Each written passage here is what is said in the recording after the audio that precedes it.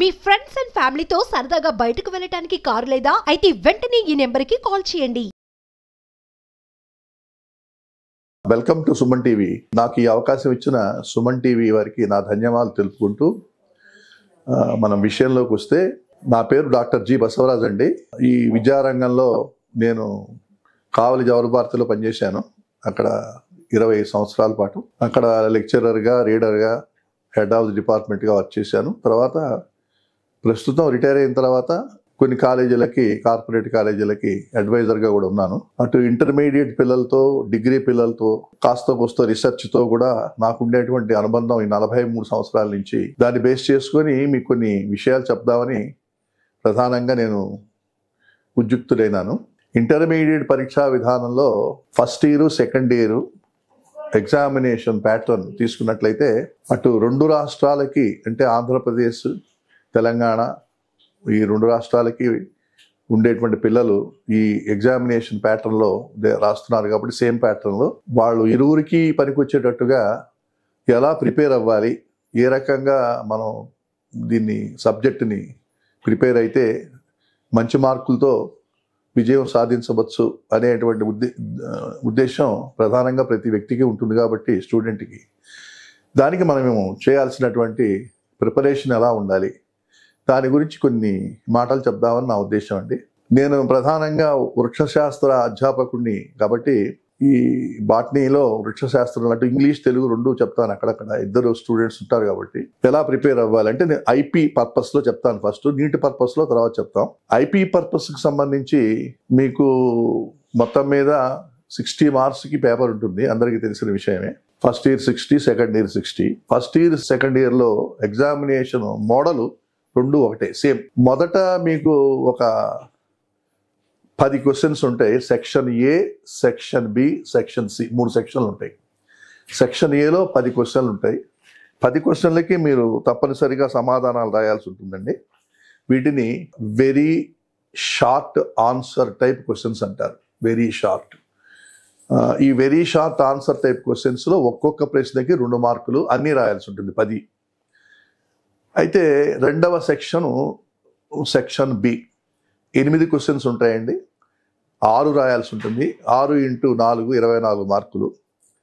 So ఇందాకేమో 10 × 2 20 మార్కులు. ఇప్పుడు ఈ 6 క్వశ్చన్స్ అంటే ఛాయిస్, 2 క్వశ్చన్స్ ఛాయిస్ ఉందన్నమాట. ఈ 6 క్వశ్చన్స్ మీరు ఆన్సర్ చేసేటప్పుడు ఎలా చేయాలి? మూడవది సెక్షన్ సి.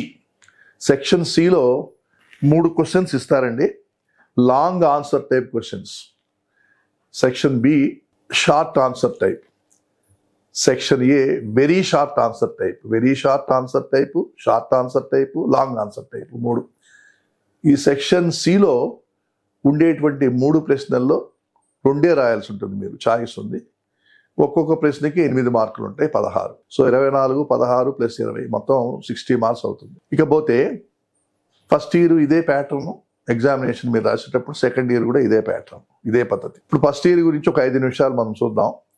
ఈ very short answer type questions మీరు రాసేటప్పుడు వీలైనంత వరకు వరుస క్రమంలో రాయాలి. అంటే ఫస్ట్ క్వశ్చన్ తర్వాత 2, 3 అలా. అంతేగాని ఫస్ట్ క్వశ్చన్ రాసి మళ్ళీ 5వ క్వశ్చన్ రాసి మళ్ళీ 8వ క్వశ్చన్ రాసి ఇలా రాస్తే కొంత ఇంప్రెషన్ పోతుంది వాల్యూ చేసేటువంటి ఎగ్జామినర్కి. రెండవది, ఎక్కడా కూడా వీలైనంత వరకు కొట్టివేతలు ఉండకుండా చూసుకోండి. ప్రతి జవాబు ఆన్సర్ 2 లైన్లు మినిమం ఉన్నా పర్వాలేదు, 1 లేదా 2 లైన్లు. రేర్ కేసెస్లో 3వ లైన్ రాసినా కూడా పర్వాలేదు, అంతకంటే మించకూడదు. రెండవది ఏంటంటే, మీరు చెప్పదలుచుకున్న, మీరు రాయదలుచుకున్న ఆన్సరు చాలా డైరెక్ట్గా, క్లియర్గా, అప్ టు ది పాయింట్ ఉండాలి. అంతేగాని దాని గురించి ఏదో ఉపన్యాసం, ఉపోద్ఘాతం విని రాయకూడదు. డైరెక్ట్గా ఉండాలి. అట్లా అది దాని ఉద్దేశమే. అది whether you are apt to the answer or not అనేది వాళ్ళు టెస్ట్ చేస్తారు. డయాగ్రామ్ వేయాల్సిన అవసరం లేదు, ఫిగర్ అవసరం లేదు. కాబట్టి ఫిగర్ కానీ, ఫిగర్ డిస్క్రిప్షన్స్ కానీ ఏమి లేవు. ఇకపోతే ఇంకో మోస్ట్ ఇంపార్టెంట్, ఏమేమి టాపిక్స్లో అడగచ్చు అంటే, లివింగ్ వరల్డ్ అని ఉంది ఫస్ట్ ఇయర్కి సంబంధించి. వాట్ ఈజ్ లివింగ్ అంటే అసలు జీవి అంటే ఏమిటి, జీవం అంటే ఏంటి, లివింగ్కి నాన్ లివింగ్కి ఉండే డిఫరెన్సెస్ ఏమిటి, ఏ విషయాల్లో బేస్ చేసుకొని, ఏ పారామీటర్స్ని మీరు దృష్టిలో పెట్టుకొని ఒక ఆబ్జెక్ట్ని లివింగ్ అని చెప్తారు. అంటే గ్రోత్ను బట్టా, మెటబాలిజంను బట్టా, రిప్రొడక్షన్ బట్టా ఇవన్నీ మీ మాస్టర్ డిస్కస్ చేసి ఉంటారు. కాబట్టి దానిని బట్టి ఆ 3-4 పాయింట్స్ కరెక్ట్గా ఆ డెఫినేషన్ పార్ట్లో రాయాల్సి ఉంటుంది. రెండవది చాలా ఇంపార్టెంట్ ఏమిటంటే బయలాజికల్ క్లాసిఫికేషన్, అలాగే టాక్సానామిక్ యూనిట్స్ ఆఫ్ టాక్సానమీ. అంటే అసలు టాక్సానమీ అంటే ఏమిటి, సిస్టమాటిక్ బాట్నీ డెఫినేషన్ ఏమిటి, అలాగే టాక్సానమీ డెఫినేషన్కి సిస్టమాటిక్ ఉండే డిఫరెన్స్ ఏమిటి ఒక లైన్లో మీరు రాయదలుచుకుంటే.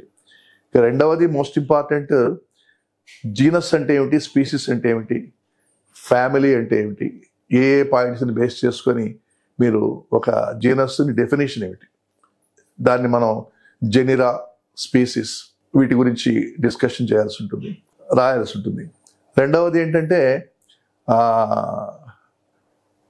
టూల్స్, అలాగే tools and keys of taxonomical studies, ఇవన్నీ కూడా మనం గుర్తుపెట్టుకోవాల్సి ఉంటుంది, చాలా ఇంపార్టెంట్ పాయింట్.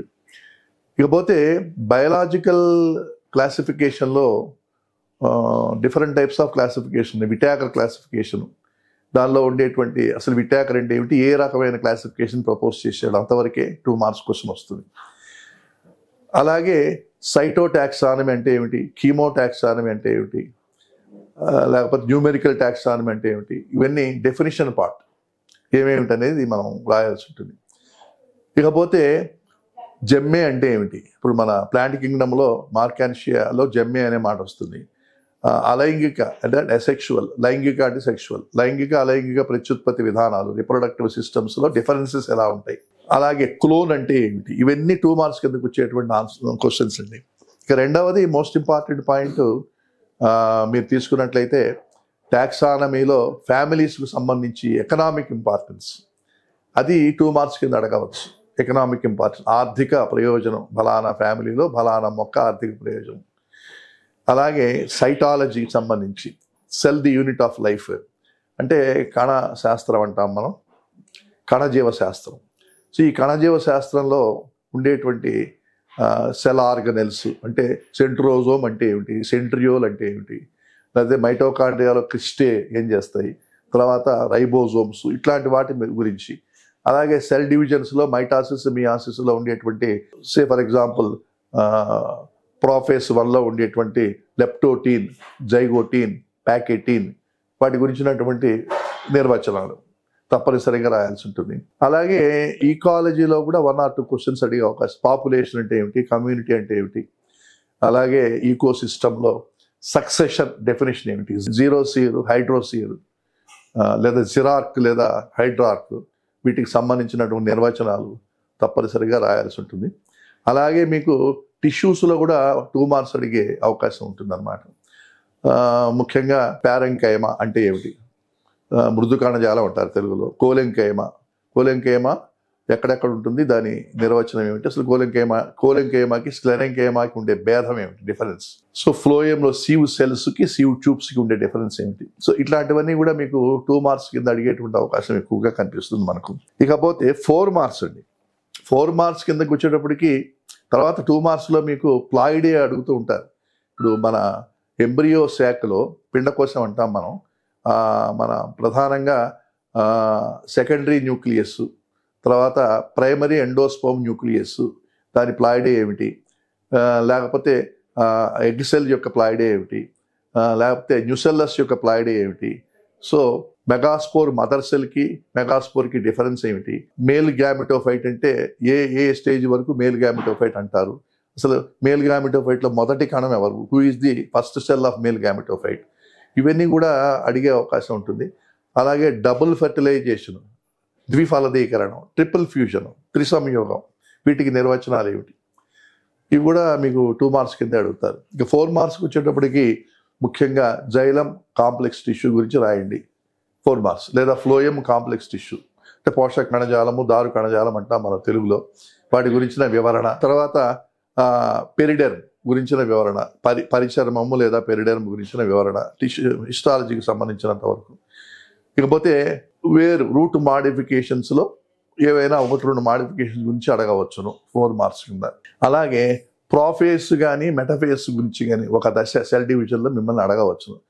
మెటఫేస్ని వివరించండి, లేదా చలన దశ, అంచెదశ, ప్రథమ దశ, ఇవన్నీ తెలుగు మీడియంలో ఈ మాటలు యూజ్ చేస్తూ ఉంటారు. ఇంగ్లీష్లో అయితే ప్రాఫేస్, మెటాఫేస్, ఎనాఫేస్, టిలోఫేస్ వీటి గురించినటువంటి వివరణ.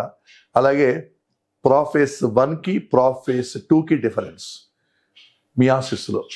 తర్వాత సెల్ సైకిల్, జీనాట్ ఫేస్ అంటే ఏమిటి, సో వీటి గురించినటువంటి కొంత వివరణ మీకు 4 మార్క్స్ కింద రావాల్సి ఉంటుంది. అసలు సెల్ సైకిల్ అంటే ఏమిటి, అందులో జీనాట్ ఫేస్ గురించి వివరించండి అని అడగచ్చు, ఇంటర్ఫేస్ గురించి అడగచ్చు. సాధారణంగా ఈ 4 మార్క్స్ క్వశ్చన్స్లో మినిమం ఒక 5-6 లైన్లన్నా రాయాల్సి ఉంటుంది. రెండవది ఏంటంటే డయాగ్రామ్ అవసరమైతే వేయాల్సి ఉంటుంది. 4 మార్క్స్కి 8 మార్క్స్ క్వశ్చన్స్కి డయాగ్రామ్స్ అవసరం అయితే వేయాలి.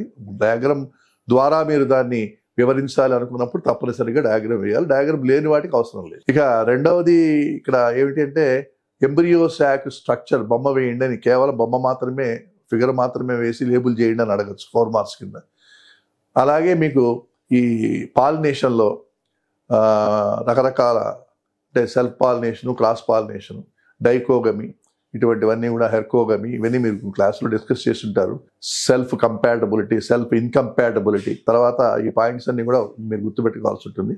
సో ఇవన్నీ కూడా మనకు 4 మార్క్స్ కింద వచ్చేటువంటి అంశాలు. ఇక ఇంకొక మోస్ట్ ఇంపార్టెంట్ ఏమిటంటే బ్యాక్టీరియాల గురించి. బ్యాక్టీరియా స్ట్రక్చర్ అడగవచ్చు 4 మార్క్స్ కింద. బ్యాక్టీరియాలో మీకు 2 మార్క్స్ 4 మార్క్స్ 2 అడిగే అవకాశం ఉంటుంది. బ్యాక్టీరియాలో ఉండే బైనరీ ఫిషన్, ద్విధా విచ్చిత్ అంటాం, దాని గురించినటువంటి వివరణ అడగచ్చు. తర్వాత మీకు టాక్సానమీకి సంబంధించి ఫ్లోరల్ డయాగ్రాము, ఫ్లోరల్ ఫార్ములా, ఒక కుటుంబానికి, ఫ్యామిలీకి, లిలియేసి కానీ లేకపోతే మాల్వేసి కానీ, మాల్వేసి కొత్తగా ఇంట్రడ్యూస్ చేశారు కాబట్టి ఫ్యామిలీస్, మాల్వేసి కానీ, లిలియేసి కానీ, లేకపోతే యాస్ట్రేసి లేదా కంపాజిటీకి సంబంధించిన ఫ్లోరల్ డయాగ్రామ్, ఫ్లోరల్ ఫార్ములా వరకు 4 మార్క్స్ కింద అడగచ్చు. లేదా ఫ్లోరల్ ఫ్లవర్ యొక్క నిర్మాణం, ఫ్లోరల్ స్ట్రక్చర్స్ గురించిన డిస్కషన్ అడగవచ్చును. ఇవన్నీ జనరల్గా 4 మార్క్స్ కింద అడిగేటువంటి అవకాశం ఉంది ఎక్కువగా. లేకపోతే ముఖ్యంగా టెరిడోఫైట్స్, బ్రయోఫైట్స్ వీటికి మధ్య ఉండే కొన్ని విశిష్టమైనటువంటి డిఫరెన్సెస్, ఏదైనా 4-5 డిఫరెన్సెస్ రాయండి అని అడగచ్చు. లేకపోతే శైవలాల్లో క్లోరోఫైసీ గురించి అడగవచ్చు. ప్లాంట్ కింగ్డమ్లో క్లోరోఫైసీ, ఫియోఫైసీ వీటి గురించి డీటెయిల్గా 4. అలాగే క్రైసోఫైట్స్, డైనోఫ్లాజల్లేట్స్ వీటి గురించి కూడా 4 మార్క్స్లో అడిగే అవకాశం ఉంది. అడిగారు కూడా గతంలో క్రైసోఫైట్స్ గురించి. అలాగే మీకు 8 మార్క్స్కి సంబంధించినంత వరకు ముఖ్యంగా ఎనాటమీ అంటే అంతర్నిర్మాణ శాస్త్రంలో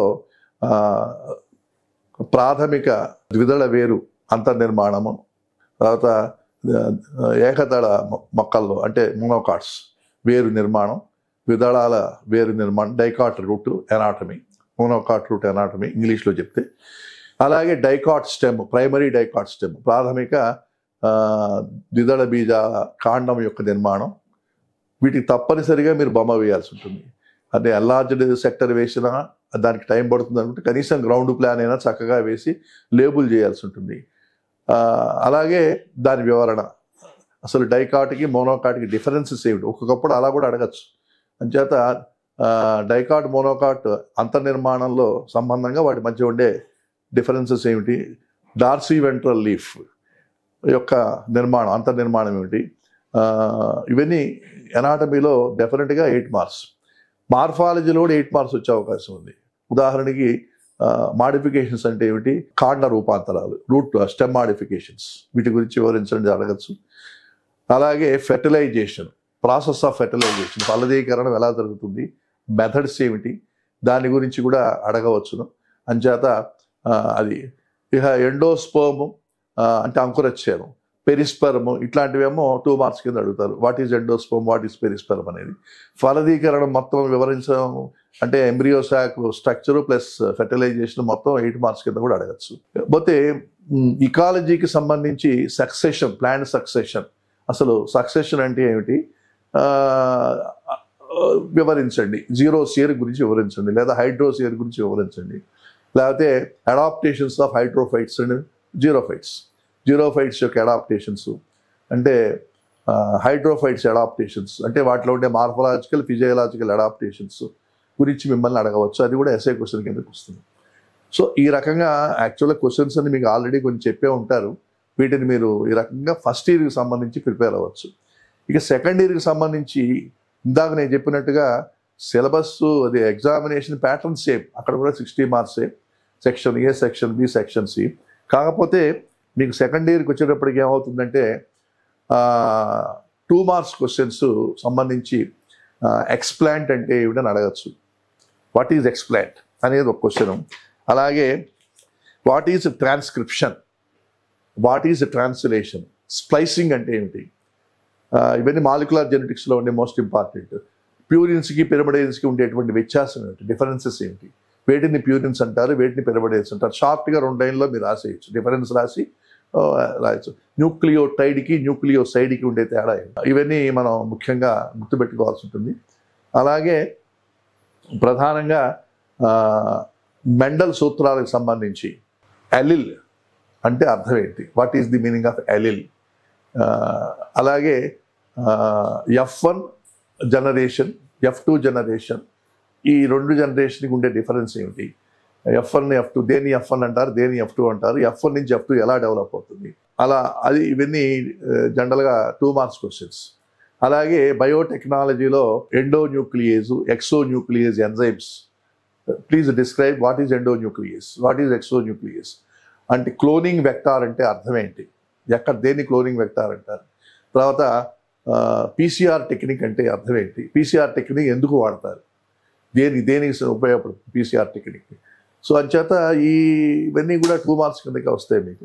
అలాగే 2 మార్క్స్లో ఫోటోసింథసిస్ సంబంధించి లైట్ రియాక్షన్లు, ATPకి NADPHకి డిఫరెన్స్ ఏమిటి, అసలు NADPH ఎక్స్పాన్షన్ ఏమిటి, నికోటినమైడ్ ఎడినైన్ డైన్యూక్లియోటైడ్ ఫాస్ఫేట్ అనేది పూర్తిగా రాసినా కూడా 2 మార్క్స్ ఇచ్చే అవకాశం ఉంది. అలాగే మీకు వ్యానిల్ ఏం చెప్పాడు, వ్యానిల్ కాన్సెప్ట్ దేని గురించి మాట్లాడాడు. అలాగే మీకు ఈ ఇంజన్ హౌస్, తర్వాత ఎంగిల్ మ్యాన్ వాళ్ళ యొక్క ఎక్స్పెరిమెంట్స్ గురించిన brief 1 or 2 lines. So first action spectrum ఎవరు కనుక్కున్నారు, దేని మీద ఎక్స్పెరిమెంట్ చేశాడు. అలాగే మీకు నాన్ సైక్లిక్ ఫోటోఫాస్ఫారిలేషన్కి సైక్లిక్ ఉండే ప్రధానమైన డిఫరెన్సెస్ ఒక 2 లైన్లలో రాయడం అడగచ్చు. అలాగే మీకు C3C4 డెఫినేషన్ అడగచ్చు. C3 అంటే వేటిని C3 అంటారు, వేటిని C4 అంటారు. బ్లాక్మెన్ రియాక్షన్ అంటే ఏమిటి, బ్లాక్మెన్స్ లిమిటింగ్ ఫ్యాక్టర్స్ డెఫినేషన్ ఏమిటి, దాన్ని మనం తెలుగులో అవధీకారక సిద్ధాంతం అని చెప్తారనుకుంటాం. బ్లాక్మెన్ ఇవన్నీ మీకు 2 మార్క్స్ కింద జనరల్గా అడగవచ్చు. తర్వాత కాల్విన్ వలయం, కాల్విన్ వలయంలో రిడక్షన్ ఫేస్ అంటే ఏమిటి, రీజనరేషన్ ఫేస్ అంటే ఏమిటి, C4 పాత్వేలో ఎన్ని కార్బాక్సిలేషన్స్ ఉన్నాయి, ఎన్ని డీకార్బాక్సిలేషన్స్ ఉన్నాయి, ఫోటో రెస్పిరేషన్, ఇవన్నీ కొన్ని గుర్తుపెట్టుకోండి. 2 మార్క్స్ కింద ఏదైనా అడగచ్చండి, మనం బలాన్ని అడగకూడదని. అలాగే ఇన్కంప్లీట్ డామినెన్స్ ఇవి కూడా అడగచ్చు. అసంపూర్ణ బహిర్గతత్వం అంటే ఇన్కంప్లీట్ డామినెన్స్ అంటే నిర్వచనం పార్ట్ అంతవరకే. కోడామినెన్స్ అంటే ఏమిటి, తర్వాత what is the definition of linkage, linkage అంటే అర్థం ఏంటి, సహలగ్నత అని ఏదో అన్నారు తెలుగులో. సో ఇటువంటివన్నీ 2 మార్క్స్ కింద అడుగుతారండి, గుర్తుపెట్టుకోండి మీరు తప్పనిసరిగా. ఇక 4 మార్క్స్ కిందకి వచ్చేటప్పటికి మోనోహైబ్రిడ్ హైబ్రిడైజేషన్ ఎక్స్ప్లెయిన్ చేయమంటాడు, 4 మార్క్స్. ఇన్కంప్లీట్ డామినెన్స్ కూడా 4 మార్క్స్ కింద రావచ్చు. అలాగే ప్రోకారియాట్స్లో ట్రాన్స్క్రిప్షన్ ఎక్స్ప్లెయిన్ చేయమని 4 మార్క్స్ కింద. అలాగే మీకు మెసల్సన్ స్టాల్ ఎక్స్పెరిమెంట్ గురించి అడగచ్చు, లేదా గ్రిఫిత్ ఎక్స్పెరిమెంట్ గురించి అడగచ్చు 4 మార్క్స్ కింద. అలాగే మీకు లైట్ ఫేస్, నాన్ సైక్లిక్ ఫోటోఫాస్ఫారిలేషన్ వివరించమనొచ్చు. ఇవన్నీ కూడా జనరల్గా 4 మార్క్స్ కింద అడుగుతుంటారండి. ఇవి తప్పనిసరిగా మీరు ప్రిపేర్ అవ్వాల్సి ఉంటుంది. ఈ ఆస్పెక్ట్స్ అన్నీ కూడా ముఖ్యంగా ఈ సెకండ్ ఇయర్ సిలబస్లో ఇవన్నీ వస్తాయి మీకు. అలాగే మీకు సెకండ్ ఇయర్లో మనకు ప్రధానంగా ట్రాన్స్పోర్ట్ ఇన్ ప్లాంట్స్, ఇది యాక్చువల్గా ఉంది, నీట్లో తీసేశారు కానీ ఇంటర్మీడియట్లో ఉందనుకుంటున్నాను. ఈ ట్రాన్స్పోర్ట్లో యాక్టివ్ ట్రాన్స్పోర్ట్, ప్యాసివ్ ట్రాన్స్పోర్ట్, ఈ రెండింటికి మధ్య డిఫరెన్సెస్ ఒకటి గుర్తుపెట్టుకోండి. అలాగే macro elements, micro elements, mineral న్యూట్రిషన్లో అదొకటి అడగవచ్చు మిమ్మల్ని. ఇవన్నీ కొన్ని ఇంపార్టెంట్ పాయింట్స్ అండి. తర్వాత 8 మార్క్స్కి వచ్చేటప్పటికి Krebs cycle 8 marks, Calvin cycle 8 marks, biotechnology లో విధానం ఏంటి, what is the tools and techniques of biotechnology, procedure ఎలా చేస్తారు, స్టార్టింగ్ నుంచి చివరి వరకు ఎక్స్ప్లెయిన్ చేయాల్సి ఉంటుంది. సో ఇవన్నీ మనకు 8 మార్క్స్ కిందకు అడిగేటువంటి అవకాశం ఉంటుంది. చేత ఇక్కడ స్టూడెంట్స్ ప్రధానంగా గుర్తుపెట్టుకోవాల్సింది ఏమిటంటే, నాకు తెలిసినంత వరకు డయాగ్రమ్స్ రాసే పద్ధతి మీరు ఎప్పుడు కూడా లెఫ్ట్ హ్యాండ్ సైడ్ రాస్తే రైట్ హ్యాండ్ సైడ్ డయాగ్రామ్ వేయడానికి ట్రై చేయండి. లేబుల్ క్లియర్గా ఉండాలి, కొట్టివేతలు లేకుండా చూసుకోవాలి, లెజిబిలిటీ అండ్ ప్రాపర్ అండర్స్టాండింగ్. మీరు రాసిన ప్రతి విషయం వాల్యూ చేసేటువంటి ఎగ్జామినర్కి అర్థం కావాలి. అంచేత కొద్దిగా రాసినా స్పష్టంగా రాయాలి, క్లారిటీ ఉండాలి. అంచేత ఇవన్నీ మీకు తెలుసు ఆల్రెడీ, అయినా కూడా నేను కొన్ని చెప్పడం నా ధర్మం కాబట్టి చెప్తున్నాను. అంచేత ప్రిపరేషన్ ఈ పాటికి చాలా వరకు అయిపోయి ఉంటుంది, మీరు ఎగ్జామినేషన్ చాలా రాసి ఉంటారు. అందుకని నా ఉద్దేశం ఏంటంటే, ఈ ప్రతి విషయం గురించి ఇప్పుడు నేను చెప్పినవన్నీ కూడా ఒకసారి దృష్టిలో పెట్టుకొని ఆ short answer, very short answer, long answer questions అన్ని ఒకసారి మీరు ప్రిపేర్ అయినట్లయితే మళ్ళీ ఒకసారి మీ అందరికీ 60కి 60 మార్కులు వచ్చే అవకాశాలు ఎక్కువగా ఉంటాయండి. So and I hope for both the state AP and Telangana స్టూడెంట్స్కి I wish you all the success.